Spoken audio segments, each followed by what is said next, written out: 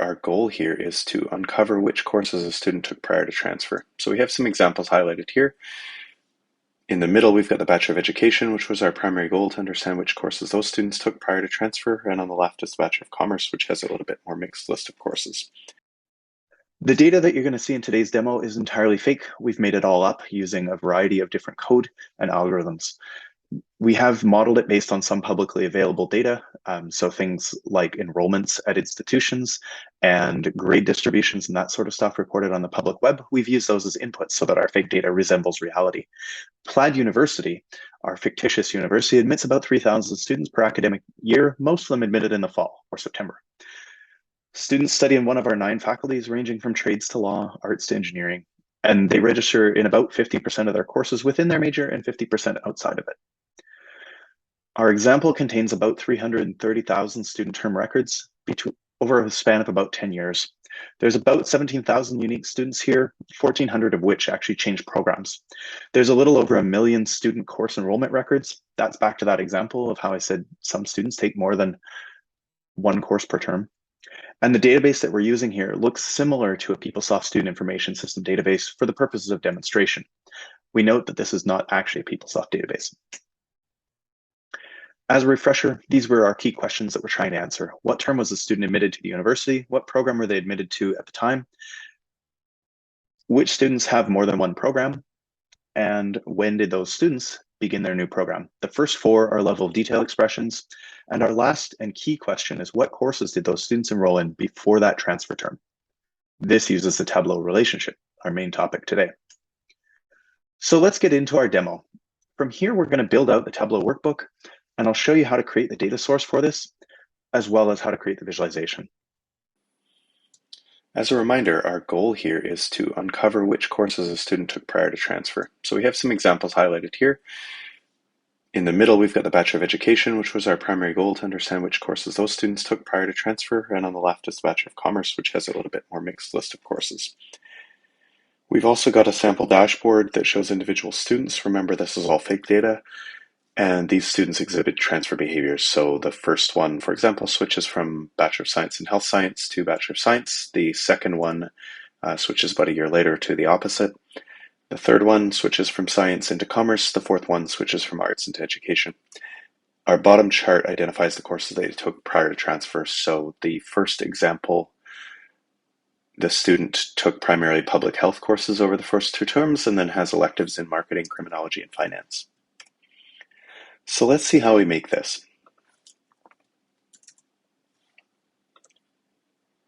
We're going to connect to our database, and in this case we're using PostgreSQL, but your campus might use Oracle or SQL Server or a different database technology. As such, your server host port and username and password are likely different than what we're showing here for this demonstration. This database resembles PeopleSoft in terms of table structure, but has had some modifications and simplifications for demo. What we want to do here is we want to assemble a data set first that allows us to understand the programs that students were enrolled in a particular term. So let's see what that looks like. We're going to start with our student career term demo table. So this is the same as student career term, but also has some additional modifications to include transfer students that otherwise weren't there for our sample data.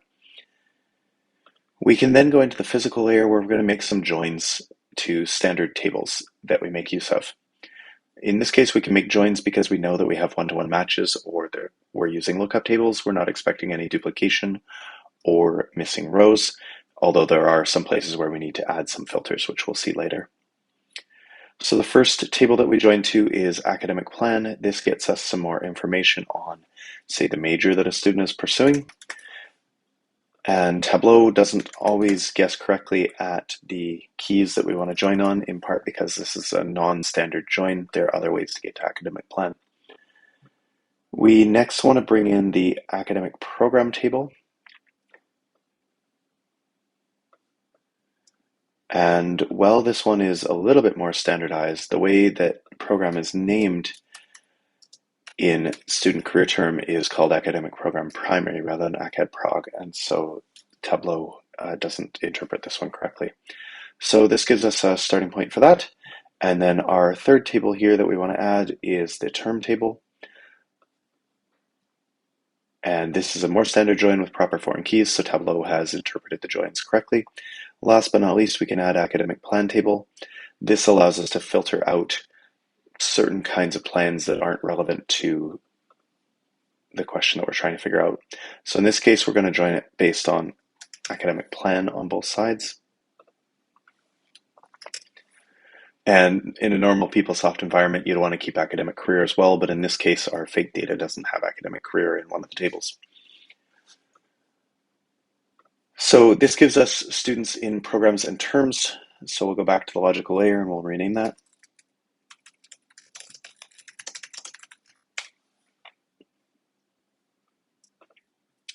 And now we can go to sheet 1 and take a look at what our data looks like. We can see here that Tableau has grouped our data into a number of different physical tables. The dimensions are in the top section, the measures, or at least what Tableau has interpreted as measures, are in the bottom section. This will change when we go to add the courses related tables.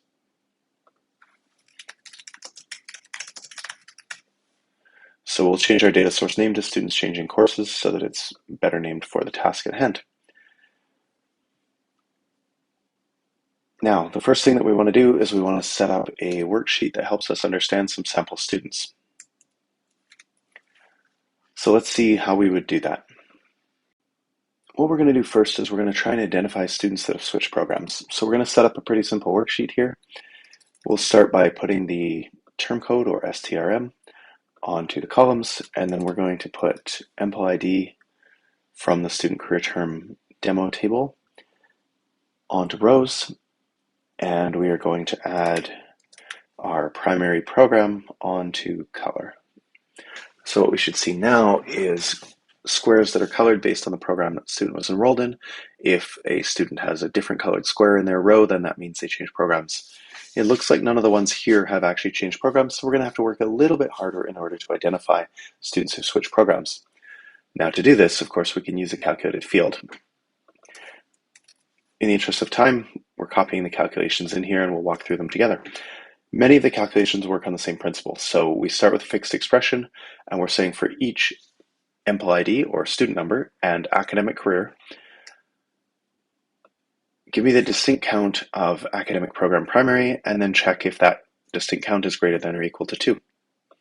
So we'll put this onto our rows, and we can now exclude the false examples. And now we can see that we have a number of students who did in fact switch programs, such as what we see here with the student who switched in 0143 from the Bachelor of Science in green to the Bachelor of Commerce in orange.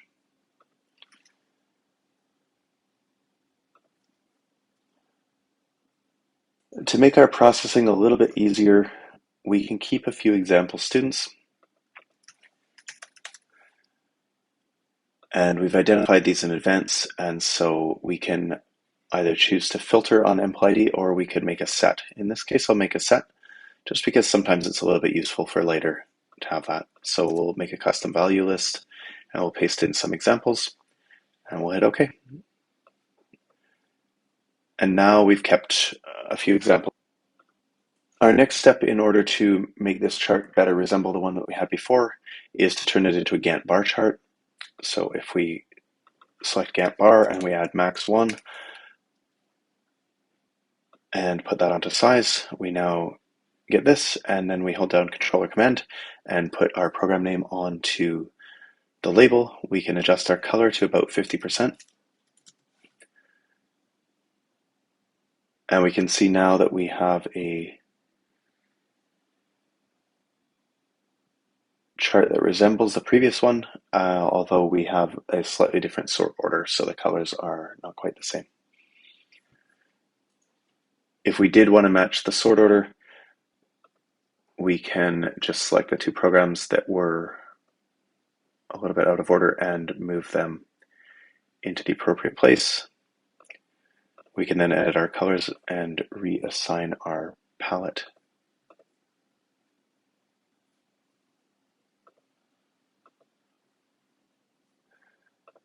Our color palette itself was based on the superficial stone palette, which is not that different, but different enough that the colors will render a little bit differently.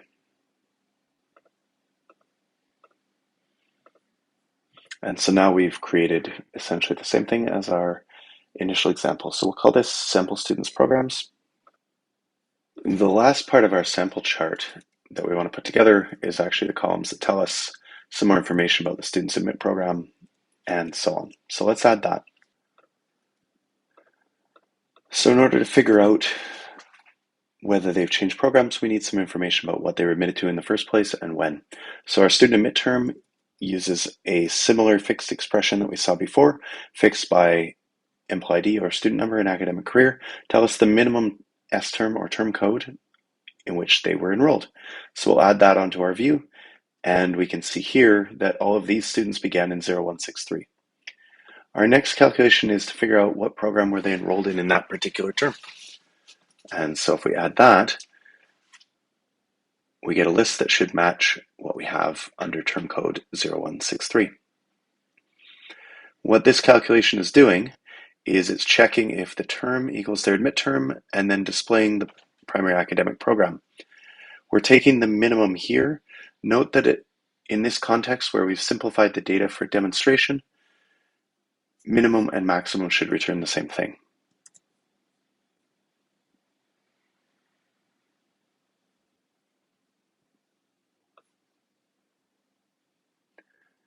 Next, we're going to add the new program admit term. And so this uses a similar calculation, and it's checking for if their primary academic program in that particular term is different than the program that they were admitted to in the first place. If it was, then we want the minimum term, otherwise nothing. In this case, minimum really matters. We want the earliest term that they switched rather than the latest. Last but not least, we need to figure out which program they were actually admitted to after their transfer. So we use similar logic, and we check for if the term equals their new program admit term, then what program were they in? Otherwise, nothing. And so here we can see this on our example. This is the term that the students switched programs, mostly in 0183, except for the first one who switched earlier. And here we can see the programs that they switched to, and then this information here is what they started with. This gives us kind of the foundation. And next we want to figure out what courses those students actually took. So let's go ahead and duplicate our sheet first off, because this will give us a decent starting template. And then we want to modify our data source to bring in the courses information. So next up, we want to add the student enrollment table, and we want to combine that with the class table. The student enrollment table can be related based on several fields. So academic career is very important in PeopleSoft, so that we don't cross undergraduate and graduate, for example. Student number or EMPLID. And note for EMPLID, we want to make sure that we pick it from the PS student enroll table on the right. This matters more once we've added the class table, which also has EMPLID but isn't populated.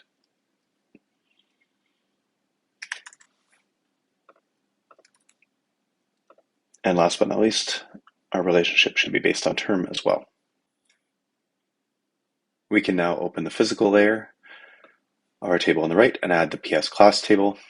In this case, Tableau has interpreted the join correctly because the foreign keys are set up for these tables, and this is a very standardized join. So based on S term and class number. The class table allows us to actually tie an identifier from PS student enroll into, say, subject and catalog number, which we need to figure out which courses these are. So we can rename this as courses, and now our data set is pretty well set up. So let's figure out the courses that these students took. What we'll do now is we'll start looking in the courses. Now, once we add the courses as another logical table, we can see that Tableau now only has 2 tables listed here. And within each of these logical tables, all of the fields are. So for example, we've got a lot of instances of academic career, one from each table essentially. In most contexts, we can just choose to hide those unnecessary fields, but there are times when you might want to keep a similar or same named field from multiple places. The other thing that we could do, depending on our performance, is we could create an extract here. And this would allow us to have no requirement to go back to our database for live query for each thing. So we'll switch to an extract after this part of the example when we get into the more aggregate summaries that have all the data from all the students rather than just 4 of them. So let's go ahead and put together our final chart related to courses. It should look like the one that's on the bottom here, roughly speaking. So what we're going to do first is we're going to find our subject, and we need to make a calculated field and call this subject and catalog number.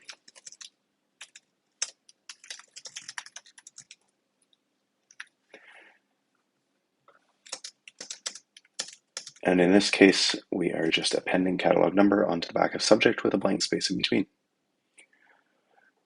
So now we can put our catalog number onto the label. We can put our subject onto color. We can remove our max 1 and we can turn this into a standard square chart. And so what we see here are the list of courses that a student has taken, which is actually pretty close to our final need, but not quite. So we'll add one more calculated field here. Now moving back to our sample courses, we've got a list of courses here, but we need to filter it for those that happen before the switch. And we can keep true only. And now we have a much simplified list. We can see our first student only took courses in 2 terms before they switched, etc. So the next trick that we have for this one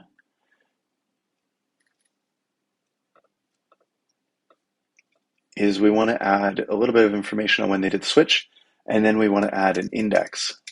And what the index is going to allow us to do is turn those overlapping squares into something a little bit more meaningful. In this case, we need to edit the table calculation so that it's calculated correctly. A table down does not get us to where we need to be. We almost need the opposite of what it comes up with. So instead, we'll go to specific dimensions and we'll click cell, and then we can check subject and catalog number. So the idea here is within each student's record for a particular term, we want to do our addressing within that. So if a student took 4 terms, or 4 courses in a term, they'd have 4 rows. And then we can turn our index into discrete, and we in turn have the chart that we were looking to build before.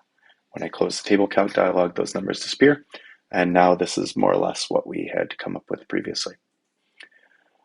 We're going to now switch to the extract that's been pre-calculated in the interests of not waiting for Tableau to go back to our sample database.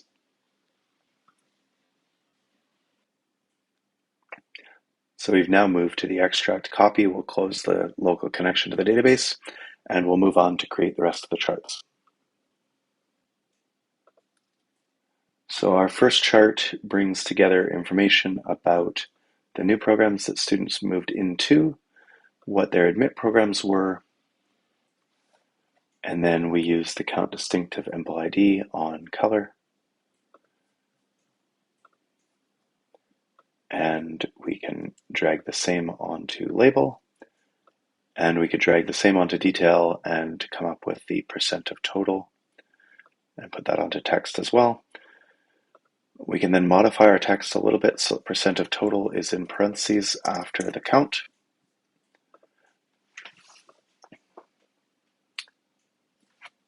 And so now we can see the percentage of students that moved into particular programs. Last but not least, we could change this to a square and adjust the coloring to be orange to match our previous example. So in this case, we're going to call this one internal transfer summary. Next, we'll duplicate this sheet and we're going to turn it into a line chart. So we'll keep our count distinctive empl ID on the label. We'll remove the percentage and we'll move the one that's on color up to the rows. And then we're going to move number 2 onto color and hold down Control so it's on label as well. We'll tell Tableau to reset our label. and then tell it that it's a line chart. Last but not least, we're going to exclude the no change group because that doesn't give us a meaningful trend over time. And rather than having our columns be based on the program, which is also on the color, we're going to change this to academic year, which is a calculated field. And so now we have our summary over time, and we can call this internal transfer by AY or academic year. Last but not least, we want to create the chart that's at the bottom here that shows us our ranks. For this one, we can start with the same chart we had previously, and we'll call this top courses before transfer. And we'll move our count distinct of employee ID onto rows. We'll keep calculation number 4 on the columns. We're going to remove number 2, and we will add a filter for number 5. I would call number 5 was the courses they took prior to switching, so we'll keep only true in that case. This removes our no change groups as well. And now we can remove our percent of total because we don't need it. We can reset our label because that'll get cleaned up over time. And then we can add some information onto our chart to make it a little bit more meaningful. So we can put subject onto color and catalog number onto label. We can remove the count distinctive employee ID from the label. And now we need to add our rank. So for this, we've pre-calculated a rank.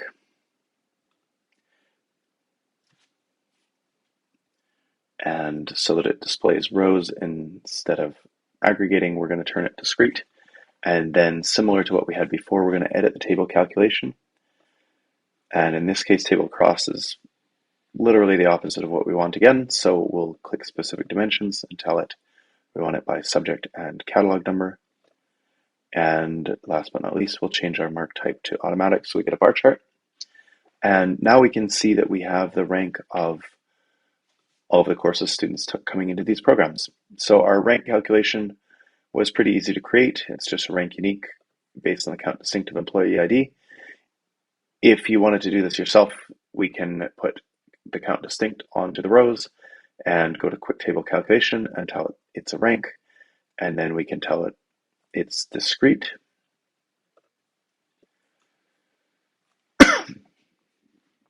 We can then edit the table calculation just as we had before. So we want to uncheck the new program and check subject and catalog. And then rather than it being competition, which is the default, we want it to go for unique. And now we have the same results in our rank created on the fly. To be able to use this rank in a few other places, what we then did was we dragged it over to the left and we gave it a name like rank. So we'll remove that, and this is our final chart other than changes in coloring. What we did next was we put our rank onto the filters and we left it as it is to start. The reason for this is that the table calculation is wrong, just like it was when we put it on the rows. So we want to go to specific dimensions and tell it its subject and catalog number, just like on the rows.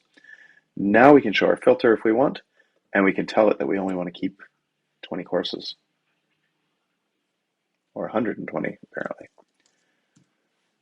If we limit it to 20, now we can see that we have basically answered the key question that we started out with. So what courses do students take prior to transferring to the Bachelor of Education? All of them are undeclared science for the top 20.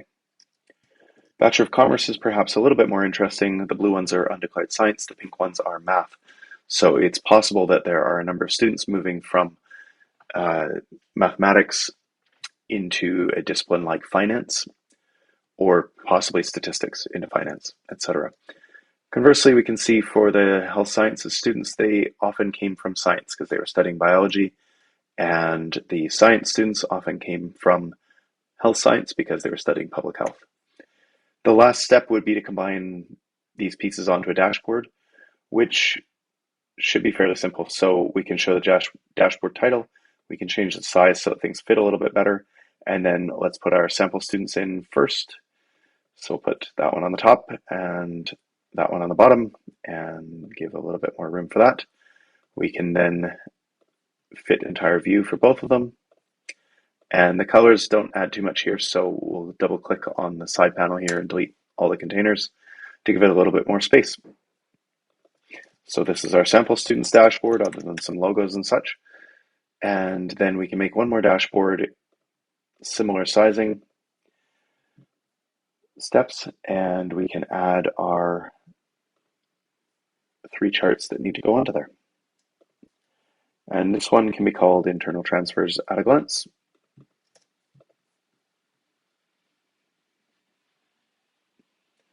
So what we'll do here is we'll put a horizontal layout container for our summary information at the top, and then we will add a vertical layout container that can contain our top courses before transfer. Last but not least, we appear to have lost our horizontal container, apologies. We'll put the horizontal container at the top of the vertical so we can add our 2 worksheets side by side onto the top there. If we so choose, we can also double click on these worksheets at the top to get to the layout container, distribute the contents evenly should we need to. If we want to clean up a little further, we can uncheck the show header for EMPL ID, and as we saw previously, we can tell these charts to fit the entire view so that they take most of the space that's available. The rest of the formatting changes were really around colors and labels and formatting of the dashboard itself, which we'll leave out of this video. This concludes our example of how to better understand the courses that students took prior to transferring programs in a university context. This leveraged Tableau level of detail expressions to figure out when a student began studying, what program they began studying in, when they changed programs, and when that happened. We use Tableau relationships to then tie that information to the courses that they enrolled in order to figure out which specific courses they took prior to transfer, which you see a summary of here, and a more specific example using these fictitious students here. This Tableau workbook has been posted on my Tableau public profile. You can find it by searching for Andrew Drinkwater in the authors section of Tableau Public. If you work in higher education, and particularly with strategic enrollment management, we'd love to connect with you. You can book us using the link below or scan the QR code. Thank you very much for watching. Hope you have a great day.